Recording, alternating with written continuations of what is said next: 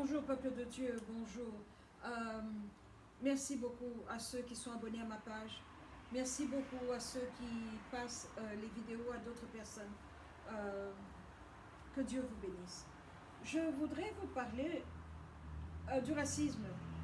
Le racisme que nous avons vu ces jours-ci en Chine, ce mal, quand je regarde les vidéos et que je regarde les yeux des, citoyens chinois qui tapent les Africains, je vois la haine dans les yeux, je vois l'envie, je vois la jalousie, je vois un esprit accusateur et condamnateur qui dit tu n'as pas gardé ta place. Pourquoi est-ce que tu es ici? Tu aurais dû rester là-bas en Afrique. Donc je vois tout ça mis ensemble. Et je me posais la question, pourquoi? Pourquoi ce mal-là? Quand je suis arrivée ici, j'ai appris beaucoup de choses en étudiant l'histoire dans ce pays. Ce que nos frères africains, américains ont subi pendant la traite des esclaves et tout cela. Il y a beaucoup de choses qu'on n'a pas apprises en Afrique, que j'ai apprises ici. Et je suis arrivée à la conclusion que nous devons retourner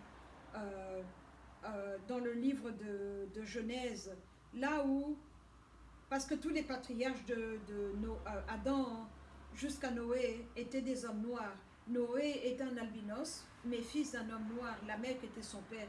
Et dans le livre des Jubilés, son père va parler à Mathusalem et il lui dit, mon fils est bizarre. J'ai un enfant qui est bizarre. Je crois qu'il est le fils des anges. Alors nous devons aller à Genèse 6. De Noé, on a eu l'explication qu'on nous donne des races avec ses enfants, avec ses 3 fils qui étaient dans l'arche avec lui, avec leurs 3 épouses. Mais il y a quelque chose de plus pervers que ça. Quand on regarde dans Genèse 6, on nous dit que les fils de Dieu se sont accouplés aux fils des hommes, aux filles des hommes. Les anges déchus, d'aucuns disent que tous les anges de Dieu étaient noirs, d'autres disent que Dieu a des anges noirs et roses, donc les ethnicités que nous avons ici. Personnellement, j'ai déjà vu des anges à la peau blanche comme un caucasien, des anges adultes, j'ai déjà vu des anges masculins, j'ai déjà vu des anges féminins. Et j'ai vu des anges noirs africains comme moi, même plus foncés que moi. Alors, à ceux qui disent qu'il n'y a pas d'anges féminins, dans le livre de Zacharie, on nous parle de 2 femmes avec des ailes qui portent le panier où l'iniquité se trouve et elles vont l'enterrer dans le fleuve Euphrate en Irak. Alors si c'est féminin et que ça a des ailes, c'est un ange. Moi je n'ai pas d'ailes et je suis un être humain. Donc il y a des anges féminins. Celles que les catholiques appellent adorent et à qui ils donnent toute la louange. Et un démon féminin qui s'est collé sur l'identité et la personne de Marie, la maman biologique de Jésus. Alors, moi je crois que le mélange qui a eu lieu là où les fils de Dieu, qui étaient d'une certaine espèce, et nous, les êtres humains, une autre espèce, ils se sont accouplés aux filles des hommes, et ils ont produit une race hybride. Ce sont les Néphilim. On a eu plusieurs générations, mais la race caucasienne est venue des Néphilim. Elle est venue de là. Dans le mont Caucase, en Europe de l'Est, c'est de là que nous avons le mot caucasien. Mais quand nous voyons maintenant le comportement qu'il y a, ou le traitement qui vient de la race blanche vis-à-vis des autres races, la violence est venue d'eux d'une façon légendaire. Toute l'histoire, si vous commencez à regarder les point par point, vous allez voir que l'esprit de suprématie blanche est un esprit qui est très fort, qui est dominateur, manipulateur et contrôleur. Et qui ne veut pas coexister, mais qui veut lui être au-dessus et vous être en bas. Tant que vous êtes en bas, ça va. Et alors, le problème qui est là, c'est que quand ça a fait plus de 20 ans que je suis ici aux États-Unis, ma peau n'a pas changé, mes cheveux n'ont pas changé. La théorie qui dit que ils sont venus de l'Afrique et ils ont été en Europe et c'est comme ça que nous avons la race caucasienne ne marche pas avec moi parce que je ne vois pas comment on peut changer de ce que je suis à devenir caucasienne juste parce qu'on est dans un autre climat. Je ne suis pas docteur, je ne suis pas une femme de science. Je donne juste les faits. Je ne suis pas bête, je lis beaucoup, j'analyse beaucoup et j'entends beaucoup et j'apprends beaucoup. Et moi, je vois qu'avec ces findings, ces trouvailles qu'on a trouvées de cette troisième gènes qui sont étrangers, qui ne sont pas natifs de la Terre, où on nous parle de Néandertal, l'homme de Néandertal et le Néphilim. C'est pour ça qu'il a cette apparence-là bizarre. Il est le Néphilim. Et il avait des cheveux raides et très poilus, très velus. Et alors, en s'accouplant aux femmes humaines, toutes humaines, qui étaient terrestres, qui avaient un ADN terrestre, c'était les Noirs, ils ont trouvé, ça m'a étonné que la presse en Europe et en Afrique n'en a pas beaucoup parlé. Mais ici, Newsweek en a parlé,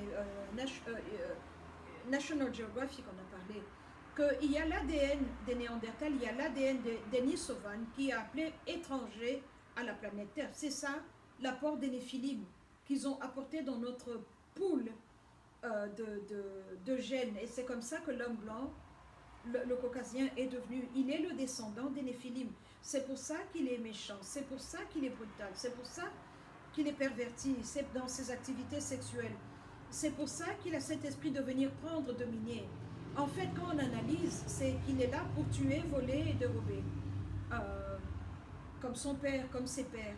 Et c'est de là que nous avons le mot anglo, qui nous relie à l'Angleterre. Ça nous ramène aux anges. Angelos, en latin. Faites des recherches, vous allez voir de quoi je parle.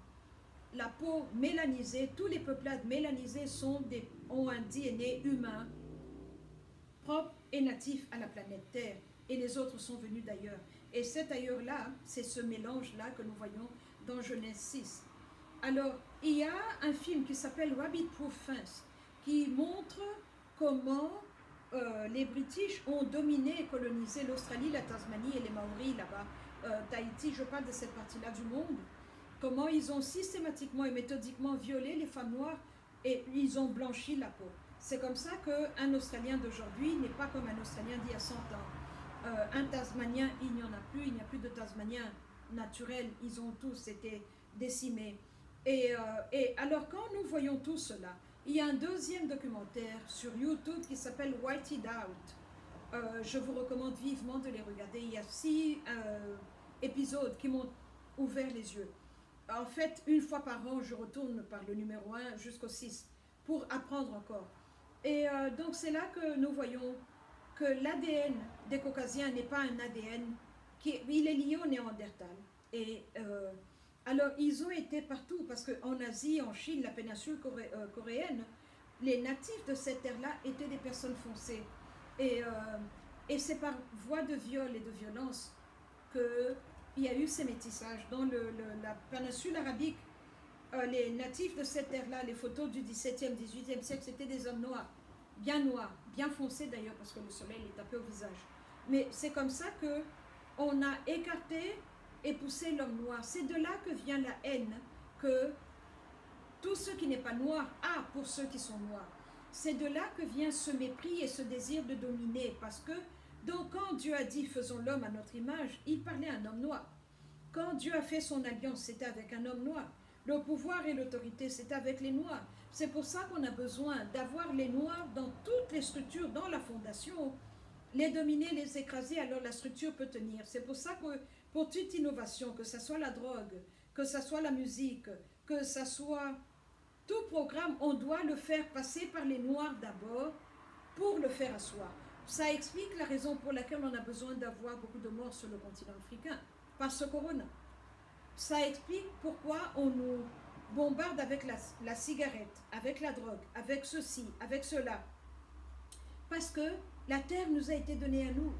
Ça explique aussi pourquoi quand un homme noir épouse une femme d'une autre couleur, j'en ai beaucoup des amis et on parle honnêtement, hein, c'est ça la beauté de l'Amérique.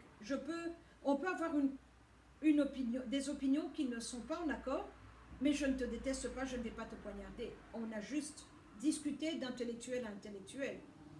Et quand on parle avec eux, quand je leur parle, tous ceux qui me connaissent savent que je suis contre les mariages mixtes. Mais je ne vais pas régenter le monde. Je respecte ce que les gens font. Moi, je refuse pour moi un mariage mixte, c'est tout ce que je dis. Mais quand je vois ces femmes asiatiques ou blanches ou latinas qui sont mariées à des hommes noirs, elles deviennent mieux. Elles deviennent mieux que le reste de leur paquet. Elles deviennent plus humaines, elles ont plus de compassion. On dirait qu'elles sont plus relaxes. Et je me posais la question, et je crois que c'est le transfert de mélanine, parce que quand vous vous accouplez avec un homme, vos esprits deviennent un. Votre energy field de merge et deviennent un. C'est pour ça que vous pouvez voir un mari là-bas, une femme là-bas. Moi, je peux le voir. Je peux voir qui couche avec qui. Vous avez la même, vous produisez la même énergie. Et ces femmes-là deviennent mieux, elles deviennent plus humaines, elles deviennent plus gentilles, elles deviennent plus relax. Et l'expression qu'on a en anglais, stop and smell the roses, elles perdent une rigidité que les femmes blanches ont, ou que les femmes asiatiques ont. C'est intéressant parce que j'aime observer la culture, j'aime observer la société. Et l'homme noir est bon. Et maintenant, nous devons réaliser que nous sommes arrivés à un endroit où nous ne devons pas laisser notre bonté devenir une bêtise. Nous ne devons pas laisser notre bonté devenir une source de problème. Dieu nous a créés bons, il nous a créés à son image. On a plus de Dieu dans nos ventres que toutes les autres couleurs. C'est pour ça qu'on est comme ça. Mais le truc qui est là, c'est que maintenant nous devons nous lever et taper sur la table. Maintenant nous devons nous lever parce que nous savons ce que nous emmenons à la table des nations, sur l'échiquier mondial. Et voilà le problème.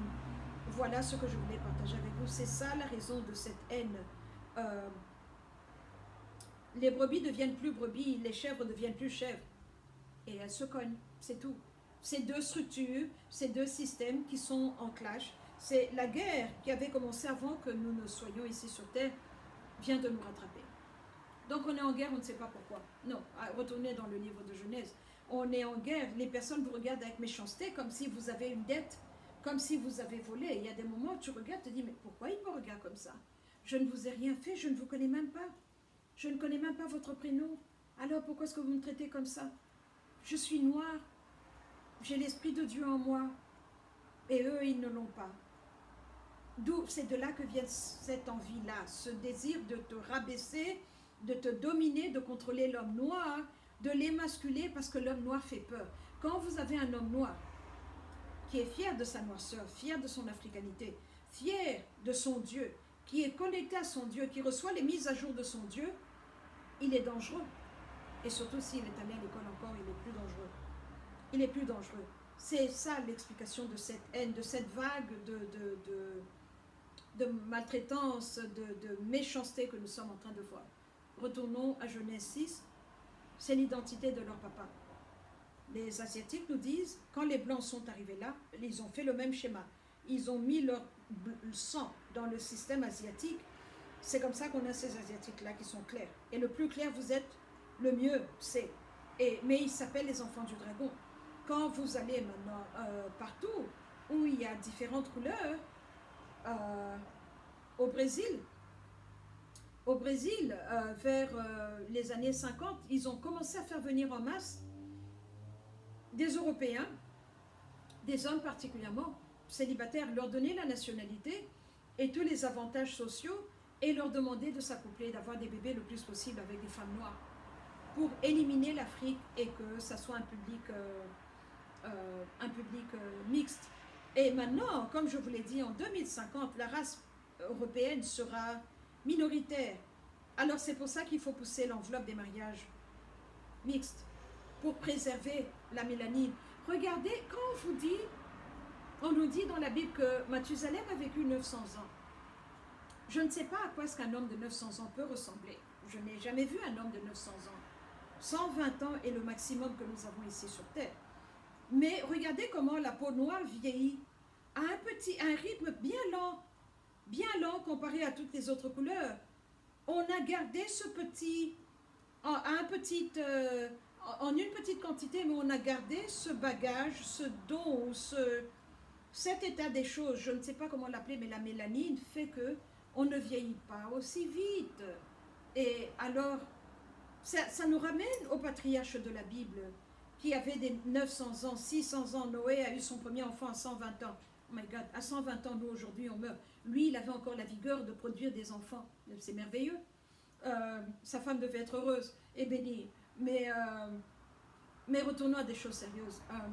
C'est ça l'explication du racisme, c'est ça l'explication de la haine.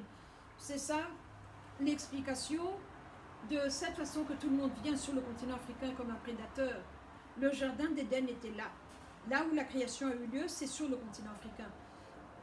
Et maintenant, les animaux, eux, savent parce qu'ils ont ce qu'on appelle la mémoire résiduelle. Ils sont là où on les a créés. Ils n'ont pas immigré. C'est pour ça qu'il y a autant d'animaux. Quand vous regardez à partir du Katanga, donc je pars du sud, du continent africain, vous allez vers le Kenya, la Tanzanie, et vous descendez la vallée de Serengeti, la vallée de Ngorongoro. Ces animaux majestueux, beaux, qui sont là, tout le monde qui va là dit, mais c'est Éden. C'est Éden, mais on ne veut pas accepter que c'est Éden. C'est Éden, mais ceux qui savent ne veulent pas nous dire que c'est Éden.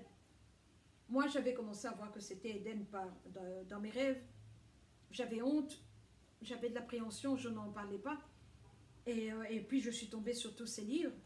Et ça n'a fait que confirmer ce que je voyais. Donc, voilà l'explication. Voilà pourquoi l'Afrique est bénie. Voilà, il y a autant de minerais et de l'eau potable, la terre arable. Tout cela est sur un même continent parce que c'est là où la création a eu lieu. C'est là où Dieu a dit... Il a prononcé sa bénédiction, il nous a bénis, il a multiplié, il a fructifié et il a tout mis là. Voilà l'explication. Voilà. Alors, retournons à Éden. La meilleure façon de retourner à Éden, c'est de se coller au Créateur, qu'il puisse nous donner les mises à jour et nous ramener à notre place. Et il n'y a que lui qui va nous vindiquer et nous justifier. Sa manière, ses méthodes. Après tout, il a dit à moi la vengeance, à moi la rétribution.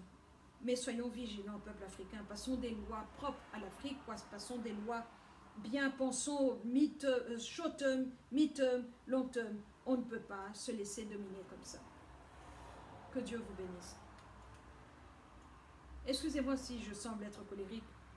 Je suis fatiguée. Fatiguée de cet état des choses. Fatiguée du status quo. Fatiguée de la souffrance. Amen.